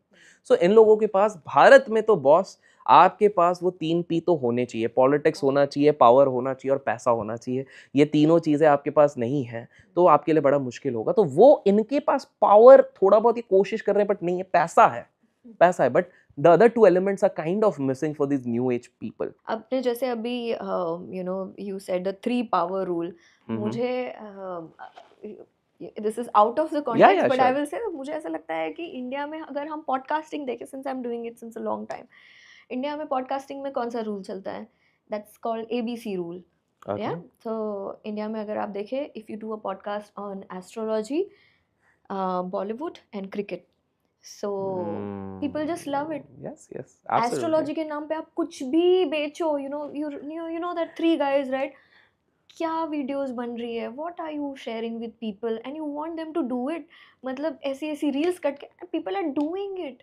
Absolutely. That's the saddest part, that कुछ जितना गंदा बोलोगे, बकवास बोलोगे, उतना ही ज्यादा रीशेयर होता है. Absolutely. That's very sad, you know. Absolutely. So this ABC rule. That's is interesting. there. This is for the podcasters who are watching this. Yes. अब मैं बात करती हूँ मीडिया की. मीडिया को कितना कंट्रोल करते हैं ये पावर हाउसेस, जैसे हम बड़े जानते हैं, you know, few names like NDTV है या Network 18 है, CNBC, Network 18, correct, they are controlled by these big power houses. Correct. But अगर हम बात करें, you know, कितना अनहेल्दी है ये मिलियनेयर्स और billionaires controlling the media? Unhealthy तो they है, can change it, right? या सो अनहेल्दी तो है, but again this is also a concept जो बाहर से आया Raviya. So for take an example, oligarchs नाम की एक कंसेप्ट होता है जो रशिया से चलता है। सो ओलिगार्क्स की स्थापना ऐसी हुई थी कि पहले 7 से 8 ऐसे बड़े बिजनेसमैन थे, उद्योगपति थे, जिन्होंने कहा कि भाई सारा धन रशिया का हमारे हाथ में कॉन्सेंट्रेटेड होना चाहिए। इसके लिए क्या किया जाए? बोले अब हम पॉलिटिशियंस को जिताएंगे। पॉलिटिशियंस को कैसे जिताएंगे? लोग देखते हैं टीवी देखते हैं, तो उसमें क्या करेंगे? हम अपने हिसाब से मीडिया कैंपेन करेंगे, क्योंकि जो उनके सबकॉन्शियस में हम डालेंगे वो वैसे सोचेंगे, वैसे करेंगे। तो उनका जो भी फेवरेट लीडर होता था, जो उनको कमिट करता था कि ठीक है सारे तेल के खदाने हम आपको दे देंगे, कोल के खदाने आपको दे देंगे, वो उनको जिताते थे। तो that is where they started owning media houses. That was the starting point Russia के उधर से। देन अगर यूएस की अगर मैं बात करूं, तो यूएस में एक बड़ा इंटरेस्टिंग चीज़ है कि यूएस में बहुत कम लोगों को पता है कि आज से ऑलमोस्ट 2-3 डिकेड पहले बिल गेट्स के ऊपर कुछ एलिगेशंस लगे थे, बहुत सारे एलिगेशंस लगे थे। कांग्रेस उनके अगेंस्ट थी, वहाँ की कांग्रेस, मतलब वहाँ की बात कर रहा हूँ, एंड काफ़ी ज़्यादा केस चल रहा था, कोर्ट केस चल रहा था। तो वहाँ से वो जैसे तैसे निकला और बहुत नेगेटिव इमेज बन गई थी। आज भी आप गूगल करेंगे तो वो डेविल के फोटो में आपको बिल गेट्स दिखेंगे और ये सारी चीज़ दिखेंगी। अब काफ़ी मीडिया हाउसेस बहुत बुरा बोल रही थी। 1 साल बाद सेम मीडिया हाउस का पहला हेडलाइन होता है, the biggest philanthropist Bill Gates is doing wonderful things in the world. ये कैसे चेंज हुआ? फिर बाद में स्टेक होल्डिंग देखी गई, तो स्टेक होल्डिंग देखी गई कि भाई साहब 300 सबसे बड़ी रीजनल मीडिया हाउसेस में स्टेक ले लिए गए हैं। Documentaries they have made on him, Yes. The kind of work is and पूरा पीआर ही बदल गया 1-1.5 साल में। फिर वापस एक एलिगेशन लगा उसके कुछ साल बाद कि भाई वो सेक्सुअली मॉलेस्ट कर रहे हैं अपने एक एम्प्लॉय को, और ये बाहर बात आई, जिसके कुछ साल बाद ही कहा जाता है इसलिए डाइवोर्स हुआ। But then again media houses जो नेगेटिव बोल रहे थे, पता से वाइप आउट, बिल्कुल। तो ये बाहर भी वैसे ही हुआ, यहाँ पर भी बेसिकली आपने जैसे नाम बोला गया है तो क्यों लिया गया? क्योंकि एक जर्नलिस्ट थे, वो आके वो सीधे सीधे बोलते रहते थे कि भाई ये जो बिजनेस हाउस है ये गलत कर रहा है, वो गलत कर रहा है। वो अकेले मीडिया वो थे जो बोलते रहते थे। जैसे भारत जैसे लोकतंत्र में जो मीडिया का रोल है, मीडिया का जो पावर इन बड़े लोगों के पास होता है, which is like quite unhealthy. It is unhealthy and it is not just about nation. Stock market को भी कहीं ना कहीं वहां से मीडिया हाउसेस मैनिपुलेट करते हैं। स्टॉक मार्केट का एक गजब से किस्सा था, यही एक मीडिया हाउस थी। मीडिया हाउस बोलती है कि वॉरेन बफेट सर हमारे देश के one of the biggest private sector banks में स्टेक लेने वाले हैं। दोपहर के 1 बजे ये खबर आती है, वो स्टॉक अचानक से 15% भग जाता है, अचानक से गिर जाता है। मार्केट खत्म होने के बाद पता लगता है कि भाई साहब ये खबर फर्जी थी। वो खुद मीडिया हाउस बोलती है ओ सॉरी हमसे गलती हो गई। उतने में तो गेम हो गया भाई साहब, वो बड़ा उद्योगपति जो भी होगा वो खेल के निकल जा चुका है। कभी कभी ऐसे लगता है what is important for them is वर्चस्व, विरासत, है ना। तो उनको ये कैरी फॉरवर्ड करना है। जैसे अगर आप टाटा की भी ये देखो फिलोसफी, ये फिलैंथ्रोपी वाली फिलोसफी, और अंबानीज की भी अगर आप देखो कि जामनगर में वंतारा दे स्टार्टेड, लोग कहते हैं it's just not social service, ये एक परसेप्शन मैनेजमेंट है उनकी तरफ से। तो ये जो परिवार है ये सारे, हाउ डू दे ये कैसे अपने जनरेशन्स को ये पावर मेक श्योर करते हैं कि ये पावर और वेल्थ और विरासत उनके पास रहे? ये सारे लोग ना सबसे पहले trained, I would say most experienced people को अपने आसपास रखते हैं, which is not necessarily the family members. क्या बोलना है क्या नहीं बोलना है, सब कुछ, everything is calculated, everything is scripted. उदाहरण के तौर पे 2 साल पहले एक वीडियो बहुत ज्यादा वायरल होता है जहां पर कि एक व्यक्ति, एक ओल्ड व्यक्ति, एक यंग व्यक्ति ये उद्योगपति के बेटे का पाँव छू रहा है और वो बिल्कुल आशीर्वाद दे रहा है एंड मिठाई विठाई बांट रहे हैं और वो हो रहा है। बहुत नेगेटिव पब्लिसिटी हुई, लेकिन उसी के 1 साल बाद इतनी पॉजिटिविटी कभी एनिमल्स के साथ दिखाया जा रहा है, कभी चैरिटी करते हुए खिलाते हैं, पूरा कंप्लीट इमेज चेंज किया गया है पैसे देके। ऑब्वियसली वो सारी चीज़ें, वो गलती ये हो गई थी कि एक पेज ने ऊपर स्पॉन्सर्ड गलती से लिख दिया था, तो वहाँ से कुछ लोगों को पता लग गया और फिर वो उस पोस्ट को इमिडिएटली हटाया गया था। तो ये वाली चीज़ करी गई कि भाई पूरा complete PR with the help of social media and PR agencies वो किया जाए। तो फॉर एग्जांपल लेट्स से अगर मैं आज वोकल होके किसी एक्सवाइजेड एंटिटी के अगेंस्ट बोलूँगा, तो I know for sure there are people who pay कि किस प्रकार से इसको डिफेम किया जाए ताकि people lose trust on him, but that's fine, those who trust they will trust, those who don't they can't. तो ये वाली चीज़ होती है। फिलैंथ्रोपी की जो आप बात कर रहे हैं, तो एक सिंपल सा है, काफ़ी सारे सीईओज बोलते हैं कि भाई हम तो 1 रुपए की सैलरी लेते हैं और ये चीज़ करते हैं। व्हाट दे डोंट टेल कि बदले में हर क्वार्टर में वो लोग डिविडेंड्स लेते हैं। वो डिविडेंड्स जो उनके अकाउंट में आ रहे हैं वो हर क्वार्टर के 3,000 करोड़, 2,000 करोड़, 1,000 करोड़ इस तरह के डिविडेंड्स आ रहे हैं। तो भाई अगर आप साल के 12,000 करोड़, 10,000 करोड़, 5,000 करोड़ कमाओगे तो आपको 1 रुपए सैलरी लेने में क्या आपत्ति होगी? That is number 1। Second thing is these are very smart people, they don't park their money in Switzerland से शायद सीखा है इनने, एक जगह पे पार्क नहीं करते, ये मल्टीपल देशों में इनका पार्क करते हैं। एक बहुत इंटरेस्टिंग था, हनी सिंह से एक इंटरव्यू में पूछा गया कि बॉस आप पे कभी ऐसा हुआ है जैसे कुछ रैपर्स पे जो इतने वोकल होके गाते हैं उन पर अटैक होता है, तो आप पे कभी ऐसा हुआ है? तो हनी सिंह बोलते हैं बिल्कुल मेरे को धमकियाँ आई हैं, तो इसलिए मैं इंडिया में नहीं रहता हूँ, मैं दुबई में रहता हूँ। तो सामने वाले ने पूछा दुबई में क्यों रहते हो? Dubai is the safest place, ना यूएस, ना एम्स्टर्डम, ना दुबई, ना मोरक्को। तो सेम चीज़ ये रिच लोगों ने ना अपना, it's not just Swiss bank जहाँ पर उन्होंने पैसा रखा हुआ है, they are into Saudi places, they are into a lot of other places जहाँ पर ये लोग पार्क करते हैं। And now talking about philanthropy is the biggest image builder in our country. Everybody knows कि भारत में लॉजिक से ज़्यादा इमोशन चलता है और इमोशन को एक्सप्लॉइट किया जा सकता है। स्पेसिफिकली यूथ का माइंड तो बहुत आसानी से किया जा सकता है। तो यूथ को आप डाइवर्ट कर दो पढ़ाई लिखाई से और ये सारी चीज़ों में, हिंसा, नेगेटिविटी, हेट्रेड, इन सब में लगा दो, and that is precisely what these big rich people try to do. Abhishek मुझे एक बात बताइए, वी आर टॉकिंग अबाउट हम अरबपति, और आई नो हमने लास्ट टाइम भी ये टॉपिक लिया था, बट ऑडियंस भी देखें कि दिस इज़ कम्प्लीटली डिफरेंट जो जिन टॉपिक्स के बारे में हम बात कर रहे हैं, राइट? अब मुझे एक बात बताइए कि ये जो अरबपति मल्टी मिलियनर्स की जब हम बात करते हैं, बिलियनर्स, नंबर वन पोजीशन पे टिके टिके रहने के लिए क्या करते हैं? मतलब निपटाते कैसे हैं अपने कंपटीशन को, if I may use that layman language, because जब हम वर्चस्व की बात करते हैं, सो many people have that number one रहना उनके लिए बहुत ज़रूरी है. So how do they deal with that competition? तो इसका एक बड़ा इंटरेस्टिंग किस्सा मैं बताता हूँ कि आपके मुंबई में ही एक बार एक गुरुजी आए थे. He is the spiritual guru of a lot of current billionaires in India. ठीक है. How do I know this thing, पहले वो भी बता देता हूँ कि my friend has actually help them to, my friend's company has help them to build their entire application. जैसे आजकल हर गुरु के भी वो रहता है ना, जिसमें एक्सक्लूसिव मेडिटेशन और ये सारी चीज़ें होती है, कम्युनिटी होती है. सो वो बोले कि दोस्त की जो मीटिंग थी वो सुबह 10 बजे की थी, बट 10 बजे से वो वेट किया और उसकी मीटिंग हुई दोपहर के 3 बजे. ठीक है. रीज़न ये था, interestingly on the same day 2 billionaires वहीं पर आए हुए थे स्वामी जी से मिलने, गुरु जी से, with their security and all those things. ये वो पहले बिलियनर आए, वो बहुत टाइम के बहुत पक्के हैं, जो फर्स्ट बिलियनर है. तो वो मिले, बात करा, गए. दूसरे भी आए एंड दूसरे is like amongst the top 10 billionaires only, वो मिल के गए.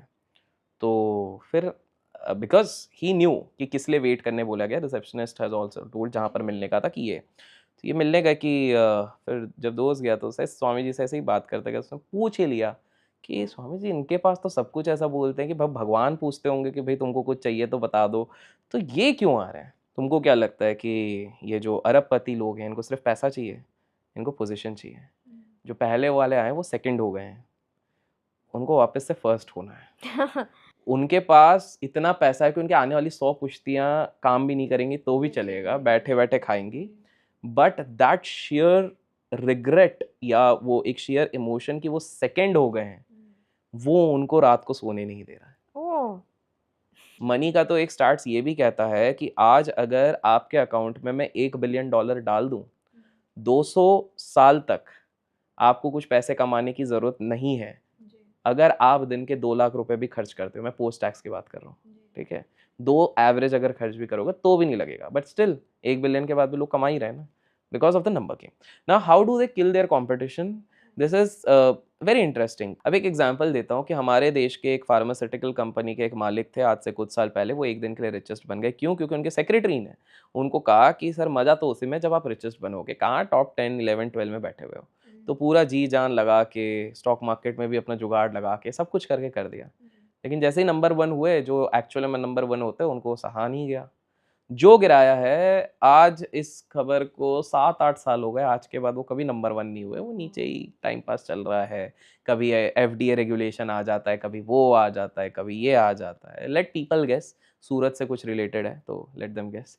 तो वो चीज़ हो गई उनके साथ. अच्छा, लेकिन अब कुछ लोगों के दिमाग में ये सवाल उठ रहा होगा कि भाई 2 ए हैं हमारे देश को जो चला रहे हैं, इसमें क्या गेम चल रहा है? क्योंकि हम तो किसी को एक दूसरे की शादी में देख रहे हैं, किसी की पार्टी में देख रहे हैं. जब जब एक रिपोर्ट आती है, जब सबसे ज़्यादा गिरा है तो दूसरा दल ही सबसे ज़्यादा शेयर्स उस कंपनी के उठा रहे हैं. तो ये वाली चीज़ क्या हो रही है? ये वाली चीज़ ये हो रही है कि जो इनके कॉमन मित्र हैं, तो इनसे थोड़ा बहुत सुलह कराई जा रही है बीच में. बिकॉज यही कंफ्यूजन है ना, जो आप 2 बड़े एक ही बात कर रहे हैं, एग्जैक्टली. ये अपने भाई को नहीं छोड़े हैं, देखिए, तो हाँ, ये इनको कैसे छोड़ रहे हैं? एग्जैक्टली. तो ये सुलह कराई जा रही है. रीज़न उसका सिंपल सा है कि भारत में, जैसे मैंने स्टार्टिंग में कहा, टॉप 1% के पास बहुत पावर, बहुत रिसोर्सेज, बहुत पैसा ऑलरेडी कॉन्सेंट्रेटेड है, विच अगर उनमें से कुछ भी गिरता है तो वो हमारी अर्थव्यवस्था को, इकोनॉमी को डेफिनेटली अफेक्ट करेगा. Not just in employment, because इतनी सारे लोग उनके साथ जुड़े हुए हैं, इतनी सारी चीज़ें जुड़ी हुई हैं कि वो डेफिनेटली उस चीज़ को इम्पैक्ट करेगा, at least for the short run. और साथ में मित्रों को भी अफेक्ट करेगा उस चीज़ पे. तो it is very but obvious कि कहीं ना कहीं इस चीज़ को रोका जा रहा है. तो यहाँ पर जब हम बात कर रहे हैं तो सुलह कराई गई है कि बॉस देखो. अच्छा, और सुलह भी क्यों कराई गई है? तो क्या हो गया कि ये तो हम लास्ट 4-5 साल से ही एक नाम ज़्यादा सुन रहे हैं. ठीक है. सब लास्ट बचपन से तो हम एक ही नाम सुनते आए हैं, एक ही फैमिली का नाम सुनते हैं. तो क्या होता है कि ये फैमिली इतनी ज़्यादा पावरफुल हो गई थी दैट इन्होंने सीधे टर्म्स रख दिए थे कि बस देखो सब कुछ तो हमारे हिसाब से ही चलना है, देश तो हमारे हिसाब से ही चलना है, ठीक है। तो इस चक्कर में जो पॉलिटिशियंस थे दे रियलाइज्ड कि अगर अनड्यू पावर किसी एक ही व्यक्ति के हाथ में इतना ज़्यादा दे दिया जाए तो हमारी तो चलेगी नहीं, हम तो फोर फेस रहेंगे बस कि बस हमारी चल रही, चल तो किसी और की रही है। तो ये बात उनको लास्ट 10-12 साल पहले से ही समझने में आने लग गई थी। तो उन्होंने बोला तैयार करते हैं हमारा मोहरा जो हमारे हिसाब से भी चले। इसलिए दूसरे ए को अचानक से और ज़्यादा सपोर्ट दिया गया, एयरपोर्ट्स दिए गए, जो भी है, मतलब जो भी ए हैं, आई डोंट नो कौन से ए हैं, बट बहुत कुछ दिया गया Being उनको। smart here. I am just being safe here. जी जी जी। तो सारी चीज़ें दी गई। आप देखो लास्ट 6-7 साल में ही तो आपको मैसिव ग्रोथ दिखी है। उससे पहले सैचुरेशन था सारा सपोर्ट था, लेकिन अचानक से मिली है। और एक पार्टी को बहुत ज़्यादा मिली है, दूसरे को हल्की फुल्की मिली है। और दूसरी पार्टी को रियलिटी चेक कब हुआ था? 2020 की बात है, कोविड का फॉल आया है और उनकी कंपनी बहुत ज़्यादा डेट में है। डेट को वो निकालने के लिए सऊदी की एक कंपनी के साथ डील करते हैं। सऊदी की कंपनी रेडी भी हो गई है कि हम इतना पैसा, कुछ $15 बिलियन, $10 बिलियन हम देंगे, लेकिन सरकार उस पर आपत्ति जगाती है। सरकार कहती है कि नहीं होगा, क्योंकि तुम्हारे पास पेंडिंग इंटरेस्ट तुम हमको पे करो पहले $1 बिलियन, $2 बिलियन जो हमारे बीच में कॉन्ट्रैक्ट्स हुए हैं, और अटका दिया था।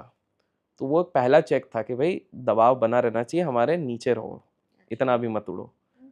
पहले पूरे तरीके से उड़ते थे, अभी थोड़ा सा कंट्रोल रहो। सो ये वाली चीज़ थी। तो कहीं ना कहीं सुलह कराई गई है। और मैं सच बताऊं, जो सबसे पुराने खिलाड़ी है ना, जो रेस के सबसे पुराने खिलाड़ी, उनको आज भी ये पता है कि आगे चल के रेस का विजेता तो मैं ही हूँगा। उन्होंने अभी के लिए पीस कर लिया है कि करने दो, but towards whenever the opportunity would arise, he is the best opportunity। तो उसका क्लासिक एग्जांपल क्या था? उनको लगा था कि पूरा खेल तो मैं जीत चुका हूँ, बट एक एनुअल जनरल मीटिंग हो रही है जिसमें डिसाइड किया जा रहा है कि उनके बेटे को पोस्ट दी जाए कि नहीं, सबसे बड़ी पोस्ट दी जाए कि नहीं, जिसपे कुछ स्टेक होल्डर्स, इंटरनेशनल इंस्टीट्यूशन वाले रेज करते हैं कंसर्न कि नहीं, आप इसको नहीं बना सकते हो क्योंकि एक्सपीरियंस नहीं है, इतना अनुभव नहीं है। एंड तब उनको रियलाइज़ होता है कि जब तक लोग मेरे बेटे को रिस्पेक्ट नहीं करेंगे, तब तक तो ये हमारा पूरा डायनेस्टी जो भी हमने बनाया, लेगेसी, वो टिकेगा नहीं। पीठ पीछे छुरा मारेंगे।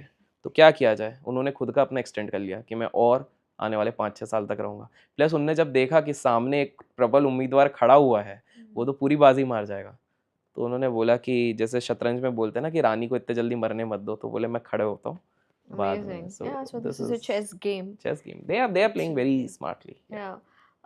एक बात बताइए, ये जो बिग कॉर्पोरेट्स है जिनकी हम अभी बात कर रहे हैं, ये हमारे देश के लिए कितने ज़रूरी है? बिकॉज इन्वेस्टमेंट्स भी ये कर रहे हैं, जॉब्स भी ये दे रहे हैं। तो अगर हम एग्जांपल ले, अगर अगर ये नहीं हो, मेरा कहना ये है, तो बट ऑब्वियस है कि कोई बाहर का country will have a power Okay. Over India, correct? दूसरी बात ये है कि क्या इनका सच में भारत के ऊपर या कंट्रोल होना ज़रूरी है? बिकॉज जापान नहीं बनता अगर होंडा या सुजुकी की हम बात करें, तो जापान नहीं बन पाता। और उसी तरह साउथ कोरिया में भी सैमसंग और हुंडई, अगर वो नहीं होते तो साउथ कोरिया नहीं बन पाता। तो कॉर्पोरेट हाउसेस ने देशों को, मैं कहूँगी कि एक तरीके से बनाया है। ओके। सो राव्या, इसको ना बिल्कुल आपने सही कहा है, लेकिन इसको मैं थोड़ा सा अमेरिका पे पहले लेके जाता हूँ। तो एक बढ़िया रात को एक मीटिंग चल रही है, कुछ बड़े पॉलिटिशियंस बैठे हुए हैं और डिस्कशन ये हो रहा है कि भाई साहब, एक बंदा तो बहुत ज़्यादा पावरफुल हो गया है, और इस पूरी ग्रुप का चाय पीते, कॉफ़ी पीते पीते जो नेतृत्व कर रहे हैं वो है टेड रूजवेल्ट मंत्री की हम बात कर रहे हैं। और बात हो रही थी रॉकफेलर्स की। सो रॉकफेलर्स इतने ज़्यादा पावरफुल हो गए थे उस समय पे, एक ही संस्था। अगर कंटेक्स्ट के लिए बताऊं तो एवरेज उस समय पे एक जो लेबर होता था वो पर डे करीब करीब अगर आप पकड़ लो तो $2 से $4 कमाता था।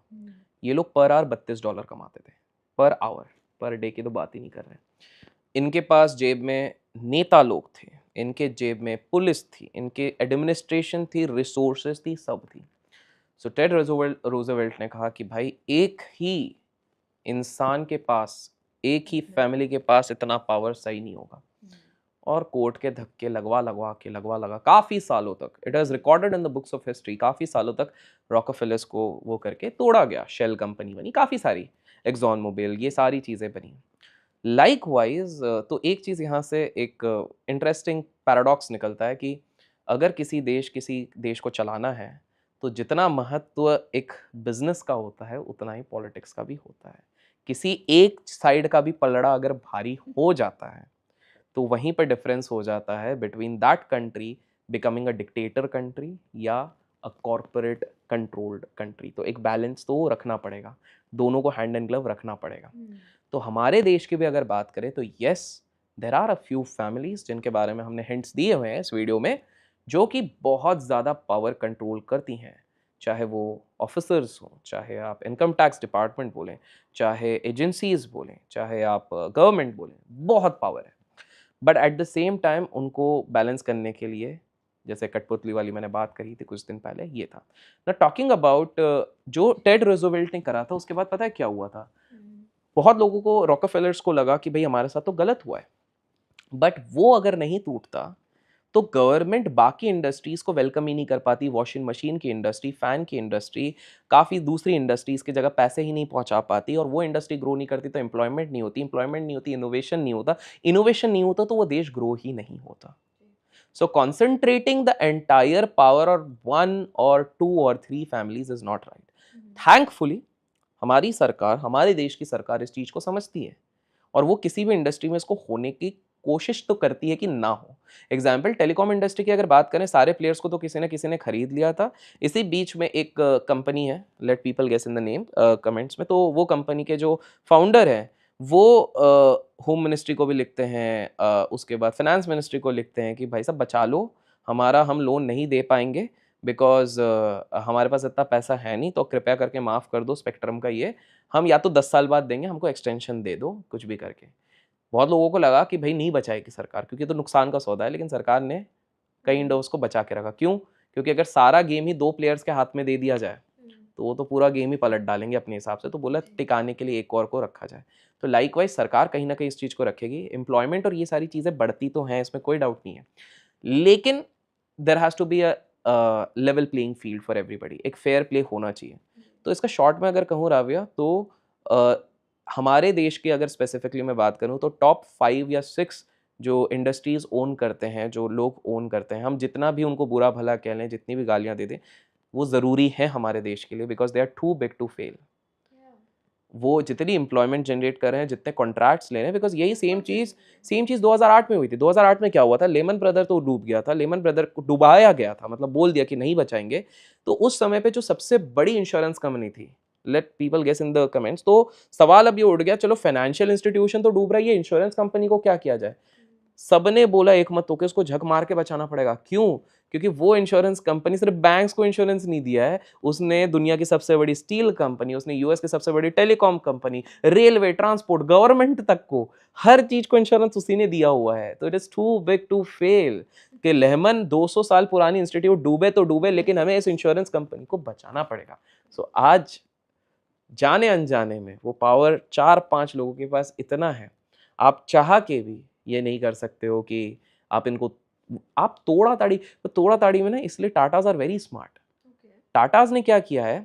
टाटाज ने अपनी कभी ये नहीं बनाया कि मैं पेरेंट कंपनी हूँ और ये चल रहा है। जब उनको समझ में आ गया कि यूएस में क्या हो रहा है, ये क्या हो रहा है, तो उन्होंने ट्रस्ट बना लिया है, एंड ट्रस्ट के through they started following very subsidiary models. तो आज अगर कोई मेरे को आके कहता है कि भाई आईटी की दुनिया खत्म हो जाएगी, वैसे कभी होगी नहीं, खत्म भी हो जाएगी, तो आईटी की दुनिया खत्म होगी तो टीसीएस खत्म भी होगी, तो भी टाटा चलेंगे आज अगर। और प्लस उनने मल्टीपल, इसलिए बड़े लोग, जैसे मैंने कहा ना, इनकम डाइवर्सिफाई करो, वो इंडस्ट्री डाइवर्सिफाई करते हैं, दैट इज द रीजन। चलिए कुछ बेसिक सवाल मैं आपसे पूछती हूँ, जैसे भारत के किस हिस्से में अगर मैं पूछूं सबसे स्मार्ट अमीर रहते हैं? ओके, सबसे स्मार्ट अमीर लोग सोचेंगे मुंबई बोलूंगा, दिल्ली बोलूंगा, नहीं, सबसे स्मार्ट लोग वहां पर रहते हैं जहां पर पेज 3 का कल्चर भी नहीं है, बट सबसे स्मार्ट है, वो है चेन्नई। सो चेन्नई में आप किसी होटल में बैठे रहेंगे, साइड में एक बंदा फिल्टर कॉफ़ी पी रहा है आपके साथ में, बढ़िया नॉर्मल सा बैठा हुआ है, शर्ट पैंट पहन के, या फिर अगर आप बस स्टैंड पे खड़े हैं, एक प्यारी सी ब्लू साड़ी में सर पे एक फूल लगा के एक बंदी खड़ी है, आप गेस भी नहीं कर पाओगे कि वो लड़की one of the richest persons की वाइफ हो सकती है। एंड ये बिकॉज, तो चेन्नई में आप कहीं पर भी जाके डायरेक्टली आप जिसके साथ चल रहे हो, आप पता भी नहीं चलेगा ये सामने वाला 50 करोड़ का है, 100 करोड़ का है। The only way to identify, because Chennai people mostly they don't believe in bragging their wealth. The only two places जहां आप जान सकते हो कि एक्चुअल रिच कौन सा है, वो है चेन्नई की शादियां, because that is where jewelleries ये वो फ्लेम पॉइंट होगा. और दूसरा, the only place they invest जहां पर दिख सकता है is their cars. These are the only two things जब आप देख सकते हो साउथ में चेन्नई वाले. Otherwise they are humble, they stay grounded, आपको पता नहीं चलेगा. That should be the way. So अगर आप दिल्ली मुंबई जाते हो तो वहां पर पेज 3 कल्चर चलता है, फ्लेम बॉयंस दिखाया जाता है, बट चेन्नई पे ये चीज है. तो I would say the smartest ones are in Chennai. Chennai. और क्या सच में इतना पैसा होना, इतना पैसा बहुत अच्छी बात है? Grass always looks greener on the other side. From my experience also, from others' experience also, whom I know and get to meet, क्या होता है कि पैसा, बहुत लोगों को लगता है मेरे पास बहुत सारा पैसा वेल्थ आ जाएगा तो बहुत अच्छा है, but what they don't understand the other side. हाल फिलहाल में एक सर्वे किया गया था जिसमें पता लगा कि सबसे ज्यादा मेंटल इलनेस हो रहा है मुंबई, दिल्ली. यस, एंड सबसे ज्यादा करोड़पतियों के बच्चों के अंदर. तो पॉइंट तो ये होगा, करोड़पति है तो सब मिल रहा है इनको ease, but how come they are suffering from mental illness? That's number 1. Second, अगर देखा जाए तो जब बहुत ज्यादा पैसा आता है तो आपके साथ बहुत सारी समस्याएं भी आती हैं. Security issues, you might get kidnapped, you don't have the ease of going to that chaat वाला एंड ईट दैट चाट वाला आउटसाइड. आपको मॉल पे जाके या कोई बढ़िया जगह पे जाके कंपेल्ड हो आप, आपके सिक्योरिटी इश्यूज है. तीसरी चीज है, suddenly you will have a lot of villains in your life, enemies. Your circle will shrink. आज आप जो खुश हो रहे हो आपके 4-5 दोस्तों के साथ, आप जब उस लेवल पे पहुंच जाते हो, बोलना बड़ा आसान है बिकॉज आपके पास अभी वेल्थ है नहीं. जिस दिन आ जाती है वो कट जाता है, आपको वो सर्कल श्रिंक हो जाता है. It is always lonely at the top. क्यों कहा जाता है, कहावत क्यों कही जाती है? Because Indeed it is true. आपको लगता है कि जो मूवी स्टार्स होते हैं जिनके पास एक्सट्रीम रिचनेस है, वो बड़े खुशी खुशी बोलते हैं, जो स्पेसिफिकली मिडिल क्लास से उधर तक पहुंचे वो बड़े खुशी खुशी बोलते हैं कि नहीं ठीक है, अच्छा है, but deep with in they have that pain कि भाई हम फ्रीली चल के, मैं गली में भी नहीं जा सकता हूँ, कोई अटैक कर सकता है. आप रैपर्स को देखो, आज विराट कोहली क्यों सेटल्ड है बाहर? लंदन क्यों जा रहे हैं? For the ease of lifestyle. He can roam freely there. Absolutely. तो ये आप देखो, शाहरुख का अगर फैमिली के साथ रेस्टोरेंट का फोटो भी आता तो वो निकलता है वेगस में बैठ के, किसी ने कोई इंडियन गया था तो उसने दूर से एक शूट करा हुआ है, या पेरिस में गया हुआ है, या दुबई में गए हैं, वहां पर किया गया है. Those kind of things. So first of all, बोलना काफी आसान है कि भाई पैसा आ जाएगा तो मैं करूंगा. Money comes with its own problems. कुछ लोग अभी वो कोट चिपका देंगे कि भाई money but it comes with happiness, तो मेरे को तो पैसा दे दो, ये है. Then the obvious question is, why do rich people commit suicide? कभी सोचा है, जब इनके पास पैसा है, शोहरत है, नाम है, क्यों कर रहे हैं? तो बोलेंगे नहीं कुछ ही लोग हैं. द पॉइंट इज ना, मुझे भी यही लगता था कि बहुत ज्यादा पैसा is always good, but then balance is something which you need to look after. तो पैसा बहुत ज्यादा, और देखो ये तो नॉर्मल, काफी ज्यादा रिपोर्ट्स भी निकल चुके हैं. यूएस में एक रिपोर्ट निकली थी, आईएनआर में कन्वर्ट करो, 8 करोड़ तक आपकी खुशी रहती है. 8 करोड़ के ऊपर जितना भी रुपए मिलता है उससे सिग्निफिकेंट चेंजेस नहीं होता. और बहुत ज्यादा जब बढ़ जाता है तो उल्टा आप जितने खुश रहते थे 8 करोड़ के पहले, वो घट जाता है. तो again 8 crore is a decent figure, it's a good figure, it's a good figure in terms of your entire net worth and all. But still those people वो थिंक ना, आज मैं लोगों से आज ये सीधा पूछूंगा, काफी लोगों को रिच बनना है. In fact 99% of the Indians want to become rich but they are not rich. मैं अगर उनसे पूछूंगा कितना चाहिए, तो most of the random people will say मेरे को 100 करोड़ कमाना, 1000 करोड़ कमाने. कमेंट्स में बताओ, 1000 करोड़ अगर आपके पास है, कभी सोचा भी उस 1000 करोड़ को कैसे स्पेंड करोगे? You don't have an answer. हाँ मैं घर खरीदूंगा, गाड़ी खरीदूंगा, और हाँ उसके बाद क्या? एंड लेट्स से 1000 करोड़ में से आपने 999 करोड़ को ये सारी चीज. आपको एक चीज पता है, हमारे हॉलीवुड में एक बंदा था, pirates of Caribbean, Johnny Depp की मैं बात कर रहा हूँ. जॉनी डेप 300 मिलियन डॉलर साल के कमाता था, उसके बाद वो बैंकरप्ट हो गया. क्यों? क्योंकि उसकी लाइफस्टाइल उसने अपग्रेड कर लिया. 10 करोड़ की दारू आती थी हर महीने प्रीमियम, उसके बाद लैविश लाइफस्टाइल, घर, ये वो, डाइवोर्स, दुनिया भर की सारी चीजें हो गई. He went bankrupt. So point is same. आपको पता है जो सबसे स्टार बॉक्सर रह चुके हैं, this I am leaving on people to guess, जो सबसे स्टार वाले बॉक्सर थे जिनको सब रिस्पेक्ट करते हैं, हर बॉक्सर उनको देखते हैं, he went bankrupt after making millions and millions of dollars. तो राव्या, अगर इस पॉडकास्ट से किसी को लेना है तो देयर आर ओनली, मतलब हर बिलियनर, हर वेल्दी पर्सन एक सिंपल सा फॉर्मूला यूज करता है, उसको कहते हैं fact. So because we are coming towards the end, तो वो फैक्ट सिंपल सा है. पहला होता है focus. They are not getting distracted with social media, what people are saying. उनका फोकस बना हुआ है, सबसे पहली चीज़ है। ए है authority, they are chasing authority, कि भाई मैं अगर इस फील्ड में जाऊँ, मैं इतनी मास्टरी करूँ कि लोग मेरी सुने, कि मैं अगर ईवी में जाऊँ तो लोग मेरी सुने कि अच्छा आज अभिषेक ये बोल रहा है तो ये चीज़ होगी। आज ब्रोकिंग इंडस्ट्री में ये होता है, टॉप ब्रोकर अगर कुछ अनाउंस करता है, eventually other brokers have to follow. तो ये वाली चीज़ है।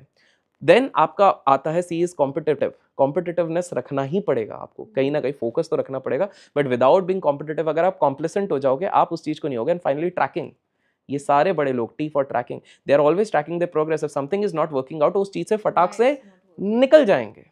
And that is what Elon Musk does, that is what Jeff Bezos does, that is what Ambanis do, that is what Adanis do। अगर ये फैक्ट आपने follow किया तब आप सक्सेसफुल होंगे। But again eventually even these people at certain point of time, आप समीर भाटिया का एक इंटरव्यू देखिए, उसमें वो क्या कहते हैं, हॉटमेल जिनने निकाला था, तो सामने वाला पूछता है कि भाई कैसा लगता है, आपने तो यॉट भी लिया हुआ है, आपने प्लेन भी लिया हुआ है। तो बोले बियॉन्ड अ पॉइंट कुछ नहीं है बॉस, सब बोलने की बात है। बियॉन्ड अ पॉइंट वो जो हमारी संस्कृति भगवत गीता में लिखा है, सब मोह माया है। Yeah, that's true. And he said a very good thing, सबसे ज़्यादा इम्पॉर्टेंट एक human necessity is relationship with the family and friends, the human relationship. So अगर पैसे के पीछे आप ये चीज़ छोड़ रहे हो, you can become a billionaire but you would be a pathetic billionaire. घाटे का सौदा है। घाटे का सौदा है, बैलेंस बनाओ। सो बिकॉज अपन एंड की तरफ बढ़ रहे हैं, तो जस्ट बिकॉज आपने एक किस्सा बताया तो मैं एक किस्सा बताता हूँ हाल फिलहाल में। सो दिल्ली में था। सो मेरा हमेशा से कंसेप्ट यही रहा है कि भाई काम करो और उसके बाद रात को घूमने या जो भी है कभी भी वर्क घूमना, hard party hard. Work hard party hard वाला सिस्टम। सो दोस्तों के साथ हम जा रहे थे and we had two ladies with us also, the three gents and two ladies। तो obviously फिर it becomes very important for us, Delhi जैसी जगह है तो we were like कि नहीं नहीं सब एक ही कार में हम चलते हैं। and I am very particular about it, if there are ladies with me we have to be little protective considering Delhi क्या कहीं पर भी हो आज के समय पे, it's very unsafe।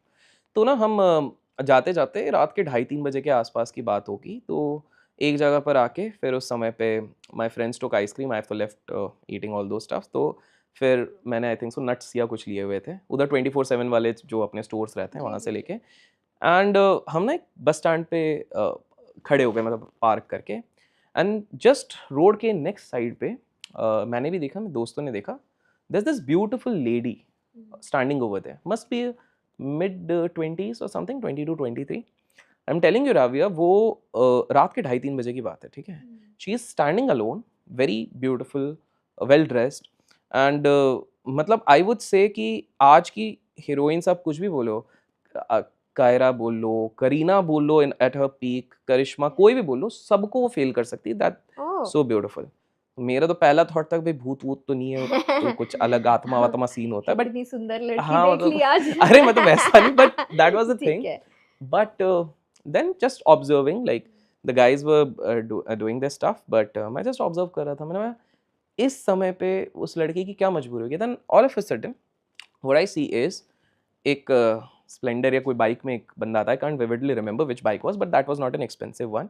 एक हट्टा कट्टा मतलब obese person। तो क्या कुछ बात करते हैं, I can't here this thing very clearly, but because silence kind of थोड़ा साइलेंस रहता है, उतनी गाड़ियाँ नहीं चल रही थी, तो I could understand. And suddenly वो बंदा, and that guy is drunk, ठीक है, that guy is drunk, and वो चिल्ला के बोलता है कि मैं खाली 3,000 देगा, चल मेरे साथ, ठीक है। एंड द गर्ल सिट्स, मतलब she is convinced. what made me realize at that first, why didn't I go or approach, because these days it is कलयुग, कुछ भी सही नहीं है। मतलब even if I'm going with a concerning mind, you never know क्या एक लड़की के ऊपर आलोचनाएं लग जाएं, and me being a public figure I cannot afford, मैं तो और भी नहीं कर सकता हूँ ये सारी चीज़ें। तो मेरे को अगर कंसर्न भी होता है, मेरी मजबूरियाँ मुझे रोकती हैं।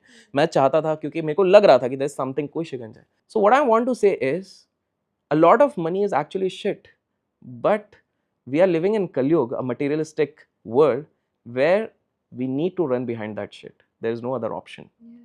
And money makes you do a lot of those things which you may not have even imagined in your childhood कि आप कभी करोगे या करना चाहोगे, but money is such a shit which will make you do these kind of things. So मैं लोगों को एक मैसेज ये भी देना चाहता हूँ कि let's stop being judgmental. We don't know the situation of the other person. कोई अपने घर के 2 वक्त की रोटी के लिए शायद उसको मजबूरी में ये करना पड़ रहा है, कोई शौक के लिए कर रहा है, वी डोंट नो। बट ये पैसा ऐसी चीज़ है कि हम जितना भी कह लें, करवाता है, बहुत कुछ करवाता है। तो द ओनली वे इज मैं आजकल हर पॉडकास्ट में कहीं ना कहीं थोड़ा सटली टच करता हूँ। पार्ट 3 अगर होगा उसमें हम थोड़ा डिटेल में करेंगे। थोड़ा माइंडफुलनेस, थोड़ी स्पिरिचुअलिटी आपको सेन बनने में हेल्प करेगा। थोड़ी ह्यूमैनिटी, थोड़ी सैनिटी तभी आएगी। तो ये मैंने सोचा कि एक मैसेज लोगों को पहुंचाया जाए दैट इफ मनी, थोड़ा बहुत मनी कैसे कैसी चीज़ें करवाता है लोगों से। तो it's very thank you Abhishek, you have been again generous. मैं हमेशा सोचती हूँ कि मेरे को कई सारी बातें हैं जो आप ही से पता चलती है, एंड मैं तो हमेशा यही कहूँगी कि प्लीज़ जब भी अभिषेक का पॉड हो हमारे साथ नोट्स लेना शुरू कर दें आप, बिकॉज मैनी इंटरेस्टिंग थिंग्स वो शेयर करते हैं जो हमें नहीं पता। And whatever you think about the rich and the millionaire and the billionaire in India, आपको क्या लगता है how they are running the country, how they are are they necessary? जैसे हमने एक क्वेश्चन पुट अप किया था कि देश के लिए क्या ये कॉर्पोरेट हाउसेज होना ज़रूरी है। व्हाट इज़ योर ओपिनियन, ये कमेंट्स में ज़रूर बताइएगा। And until next time, stay fit, stay healthy, stay human as Abhishek says, and मिलते हैं next time. Thank you so much.